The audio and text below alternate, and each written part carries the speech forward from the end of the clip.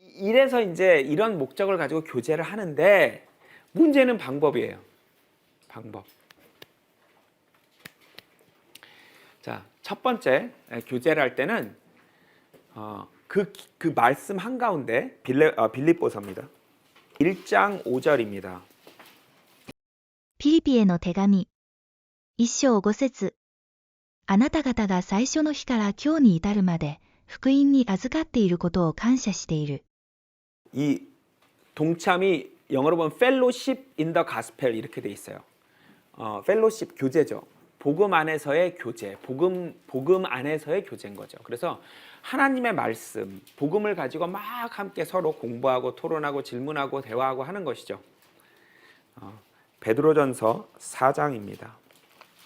10절, 11절입니다. ペテロへの第一の手紙。4章10節から11節。あなた方は、それぞれ賜物をいただいているのだから、神のさまざまな恵みの良き管理人として、それをお互いのために役立てるべきである。語る者は、神の御言葉を語る者にふさわしく語り、奉仕する者は、神から賜る力による者にふさわしく奉仕すべきである。それは、すべてのことにおいてイエス・キリストによって、神が崇められるためである。栄光と力とが、よよ限りなく彼にあるように。アーメン。 자, 아까 읽은 히브리서 5장 그 12절 그 뒤에 보면 13, 14절에 보면 말씀을 능숙하게 다뤄야 한다라는 말이 나오죠. 말씀을 능숙하게 다루는 사람들이 많아져야 교제가 잘 돌아갑니다. 근데 말씀을 능숙하게 다룬다는 건 뭐냐면 여기 보면 10절에 보면 하나님이 말씀하시는 것처럼 얘기를 해라. 무슨 말이에요? 성경 구절들을 가지고 서로에게 용기를 줄 때도 성경 구절로, 궁금한 거 대답을 해줄 때도 성경 구절로, 고민하는 사람을 상담할 때도 성경 구절로 해야 예수 그리스도가 빛난다고요. 예수님이, 하나님이.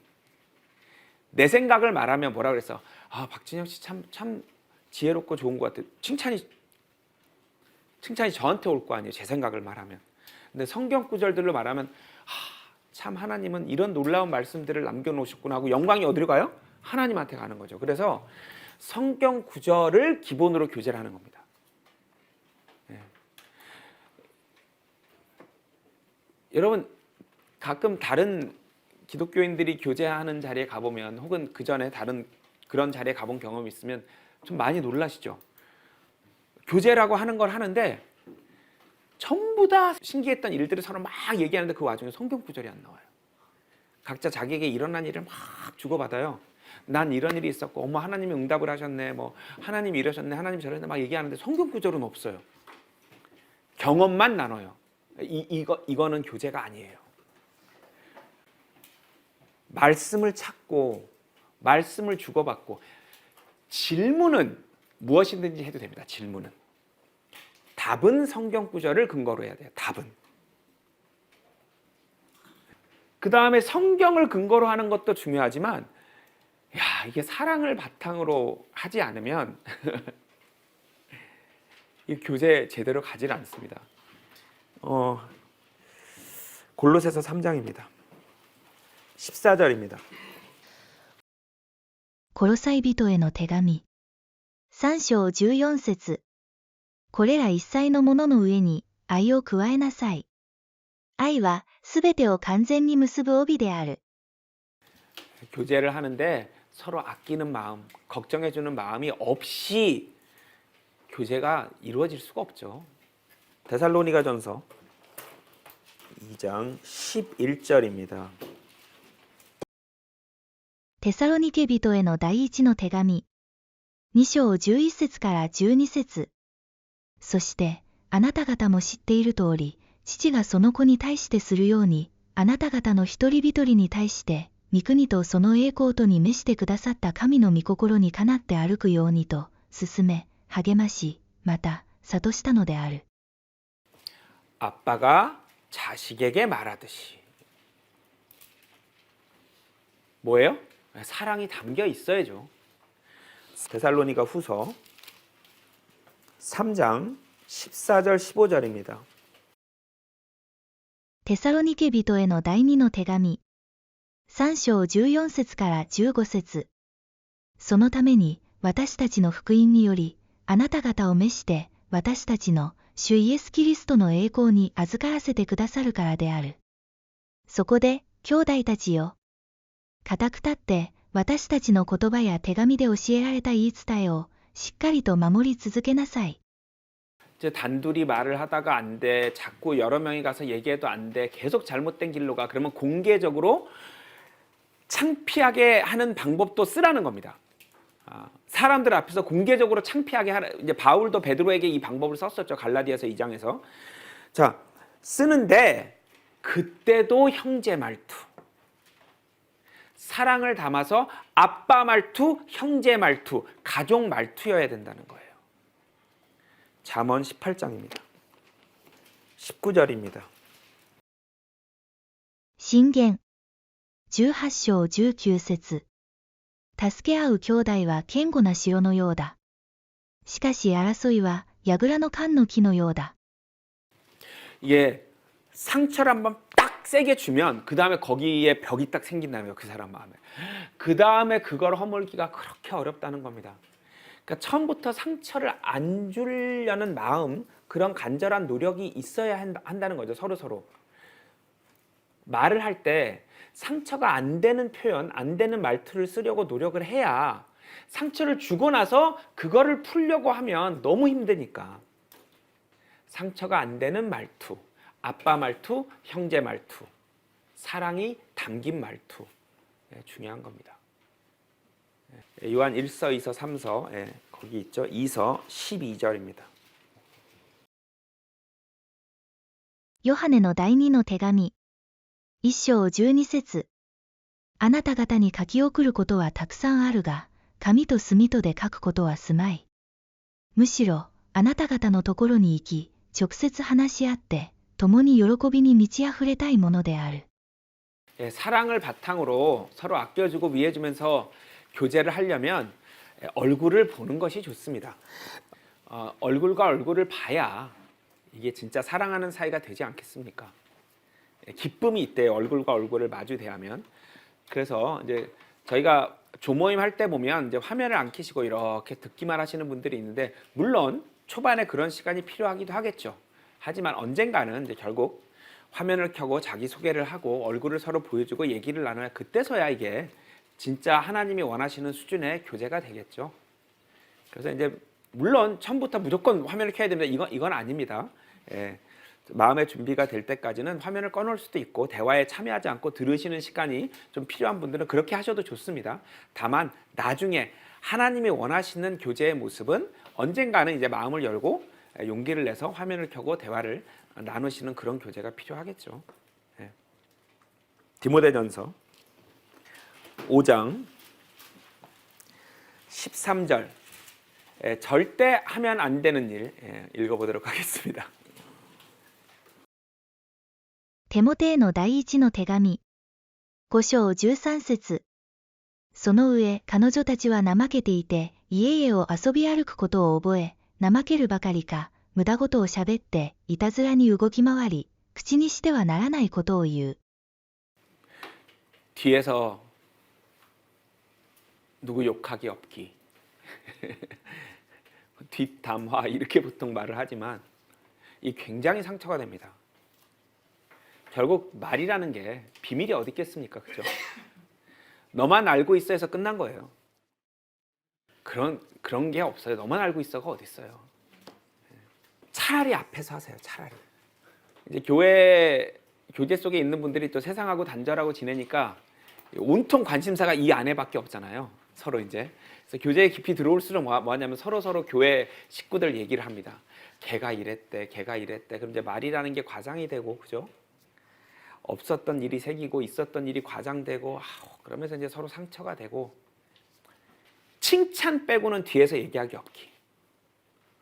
우리 조모임이 건강하게 잘 가려면 제발 뒤에서 남 얘기하기 없기. 이거 상처돼요. 진짜예요. 여러분이 나중에 언젠가 당해보시면 알 거예요. 이거 큰 상처됩니다. 와, 내 뒤에서 내 얘기를. 자, 그 다음에 서열을 존중하며, 이런 분위기 싫은데요, 그죠? 서열이 어디 있어? 근데 서열이 또 너무 강조돼서 문제가 생기기도 하죠. 근데 하나님이 원하시는 교제의 모습은 서열이 있는 모습입니다. 고린도전서 14장입니다. 33절 그리고 40절 읽어보겠습니다. コリント人へ第一の手紙。14章33節と40節。神は無秩序の神ではなく、平和の神である。生徒たちのすべての教会で行われているように。しかし、すべてのことを適宜に、かつ秩序を正して行うがよい。 이 질서라는 것에 서열이 있습니다. 하나님이 원하시는 서열이. 디모데전서입니다. 5장 17절부터 19절입니다. テモテへの第一の手紙。5章17節から19節。良い指導をしている長老、特に宣教と教えとのために、労している長老は、2倍の尊敬を受けるにふさわしいものである。聖書は、穀物をこなしている牛に、靴子をかけてはならない。また、働き人がその報酬を受けるのは当然である、と言っている。長老に対する訴訟は、2人か3人の証人がない場合には、受理してはならない。 이제 교회에 보면 이제 장로라는 것들을 이제 임명하라고 되어 있는데 저희 교회는 없어요. 왜냐하면 이 자격을 아무리 봐도 해당되는 사람이 없어서요. 근데 그럼에도 불구하고 교회를 위해서 일하시는 분들이 있죠. 수고하시는 분들이. 그 중에 대표적인 게 총무님들이에요. 저한테 만약에 총무할래 지금 이 앞에서 예배 리드하는 거 할래 그럼 전 이게 나을 것 같아요. 총무님들 보니까 카톡이 계속 와요. 하루 종일 와요. 조모임에 안 들어오시는 분들이 막 카톡만 하시는 분들도 계시고 조모임엔 안 들어와. 계속 카톡을 보내. 그 다음에 막 총무님들이 속상할 만한 말들이나 표현들을 막 해. 그리고 나가버리셔. 저는 그래도 총무님들과 교제를 하거든요. 근데 총무님들은 생전 보지도 못한 분들이 어느 날 들어와서 막 퍼붓으면 그걸 이제 다 받아야 되는 거예요. 여기 보면 장로는 아니지만 총무님들이 그죠? 장로는 아니지만 교회 일에 수고하는 분들에 대해서 리스펙이 있어야 되는 거예요. 예. 장로에 대해서도 장로는 특별히 너희가 더 조심하고 존경하고 그분들에 대한 잘못을 지적할 때는 함부로 하지 말고 하긴 해야 됩니다. 하긴 해야 되는데 그래도 교회 일을 맡아서 고생하는 분들한테 잘못을 지적할 때는 조금 더 조심스럽게 예의를 갖추고 절차를 갖춰서라는 것이 붙는 거예요. 지적을 하기는 하되. 그리고 디모데전서 그 뒤에 6장 보면요. 2절인데요. 2절은 밖에서 회사나 어디서 서열이 있게 만난 거예요. 근데 교회에서 다시 만났을 때 어떻게 해야 되느냐. 읽어보겠습니다. テモテへの第一の手紙。6章2節。信者である主人を持っている者たちは、その主人が兄弟であるというので軽視してはならない。むしろ、ますます励んで仕えるべきである。その益を受ける主人は、信者であり愛されている人だからである。あなたは、これらのことを教えかつ進めなさい。 밖에서 사장님이랑 직원이었는데 교회에서 만나서 에이 형제네 이제 이렇게 하면 안 된다는 거예요. 그러지 말라는 거예요. 예. 밖에 그 관계를 그대로 안에서도 유지했으면 좋겠다라는 것이 바울의 조언입니다.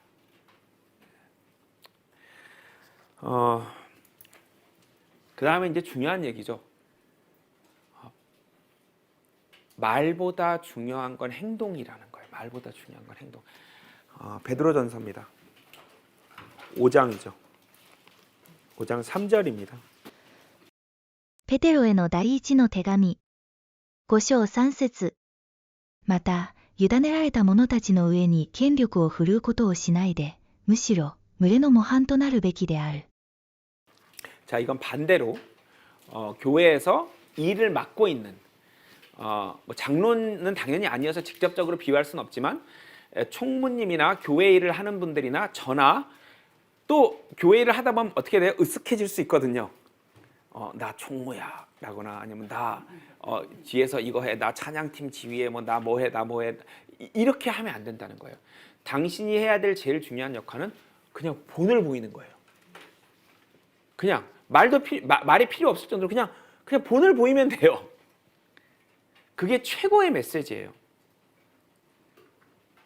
우리가 제일 싫어하는 말이 뭐예요? 요즘 특히 내로남불 이런 말 하잖아요. 말은 이렇게 하면서 본인은 안 그래.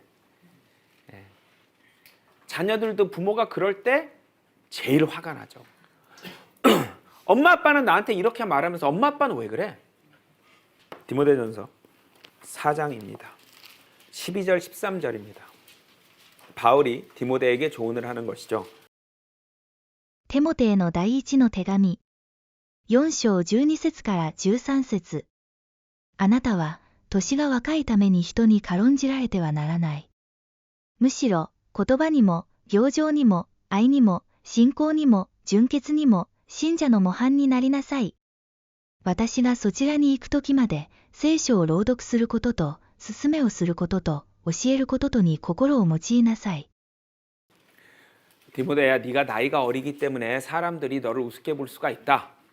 그걸 해결하는 방법으로 네 권위를 주장하지 말고 그냥 행동으로 본을 보이면 나이가 어려도 사람들을 끌고 갈 수 있다 이겁니다.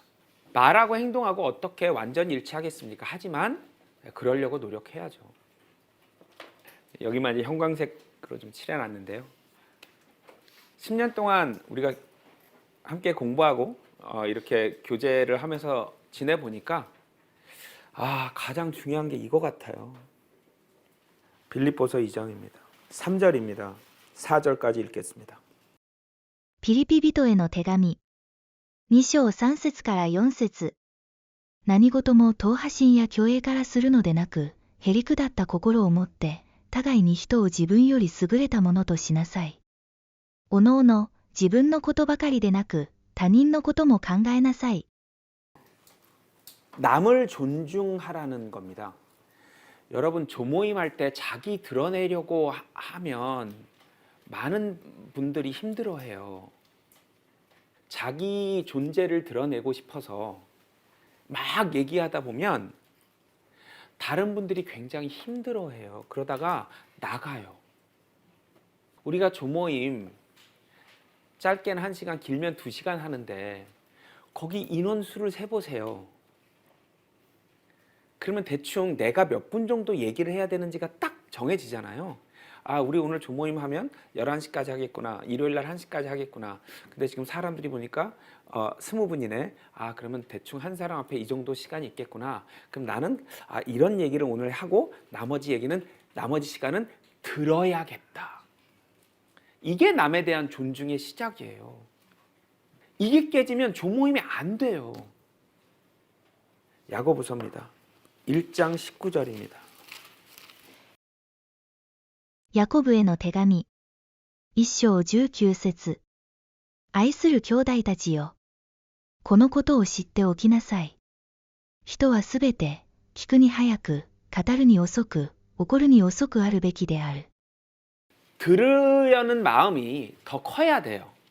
막 말하고 싶은 마음보다 듣고 싶은 마음이 더 커야 돼요. 두 마음 중에. 여러분들의 마음속에 조모임을 할 때 막 말하고 싶은 게 막 올라와. 그 마음보다 듣고 싶은 마음이 더 커야 돼요. 그렇지 않으면 조모임이 굉장히 힘들어져요. 각 조에 유난히 말을 길게 하시는 분들이 있어요.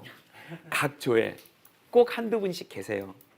근데 그걸 그냥 즐겁게 들어주시는 분들도 있는데 그걸 못 견디고 힘들어서 나가시는 분들도 있어요. 나도 뭔가 얘기하고 싶었는데 성격이 내성적이어서 이렇게 막 하면서 차고 나가서 말을 하지 못하는 성격인데 분위기가 막 돼서 이렇게 되면 겨우 말을 할까 말까 한 그런 성격인데 이제 적극적이고 활달하신 분들이 막 얘기를 한참 길게 쫙 해버리시면 이제 나머지 사람들은 시간이 없네. 그러면 됐어. 난 다음에 하지. 이게 몇 번이 반복이 되면 그 다음에 들어가기가 싫은 거예요. 조모임. 남을 배려한다는 것은 남을 존중하는 것은 결국 듣는 시간이 훨씬 많아야 된다는 얘기인 거예요.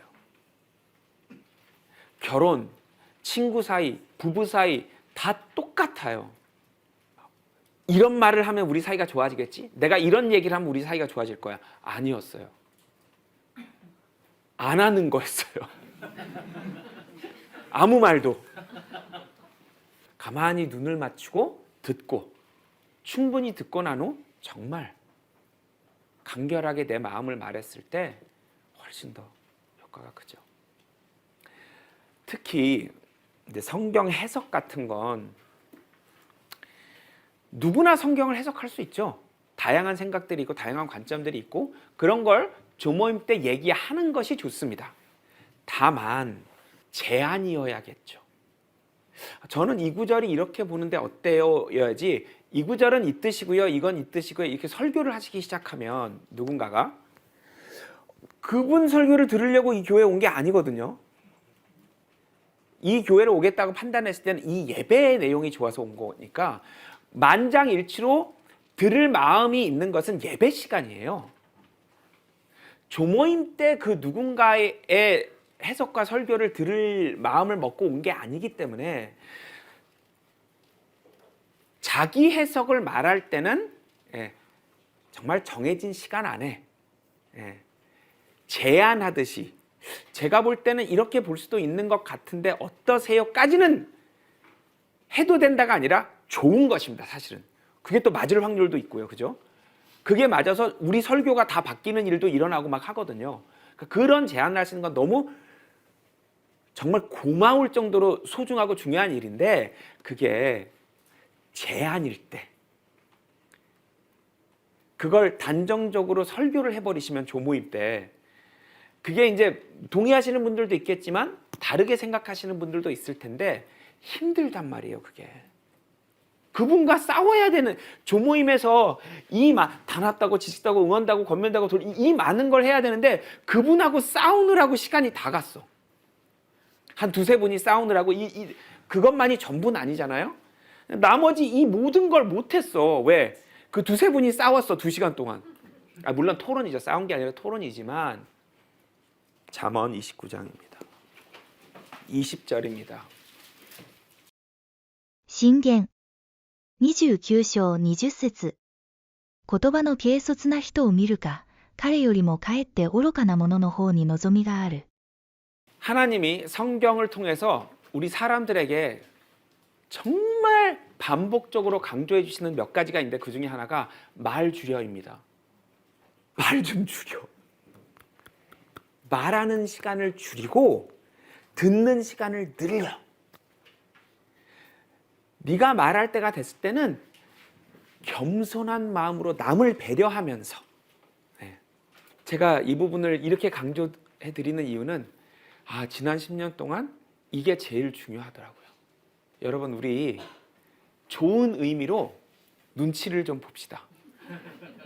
이 방 안에 몇 명이 있는지 저분이 계속 말을 하고 싶은 것 같은데 뭔가 말을 못하는 것 같아서 내가 말할 거 말고 저분이 말을 계속 못하시는 것 같은데 그분이 말할 수 있는 분위기를 해서 그분 입이 열리는 순간 살아나는 거예요. 교제는 말을 잘 안 하던 그분 입이 열리게. 그래서 오늘 전해드리고 싶은 이 많은 말씀 중에 제일 제가 간절히 부탁드리는 건 이겁니다. 이거. 그 다음에 총무님들 혹은 교회 일 맡아서 하시는 분들 좀 챙겨드리고 마음 써달라는 거. 물론 또 교회 일 하시는 분들은 또 반대로 더 낮게, 더 낮은 마음으로, 더 겸손하게. 자, 그렇다고 교제는 한 번 교제에 들어온 사람은 끝없이 우리는 죽어도 끝까지 같이 가야 하느냐, 그건 아닙니다. 고린도전서 5장입니다. 1절 2절입니다. コリント人への第一の手紙5章1節から2節現に聞くところによると、あなた方の間に不貧困なものがあり、しかもその不貧困は異邦人の間にもないほどのもので、ある人がその父の妻と一緒に住んでいるということである。それなのになお、あなた方は高ぶっている。むしろ、そんな行いをしている者が、あなた方の中から除かれねばならないことを思って悲しむべきではないか。 아, 쫓아내야 하는 사람들이 있구나. 여기를 보면요, 결국 본인의 새엄마와 잠자리를 한 성도 얘기가 나오는데요. 그 행동도 정말 충격적인 행동이지만 그 사람의 사고방식이 옆에 전염이 돼서 별일이 아닌 걸로 생각하는 분위기가 돼버린 거예요. 뭐예요? 악영향을 끼친 거예요, 형제들에게. 그 행동을 하고 뉘우치는 게 아니라 그 행동을 하고 자랑을 하고 낄낄대고 웃고 이렇게 돼버린 거예요. 누가복음 17장입니다. 1절 2절입니다.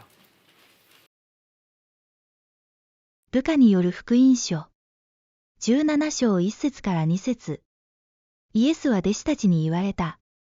罪の誘惑が来ることは避けられない。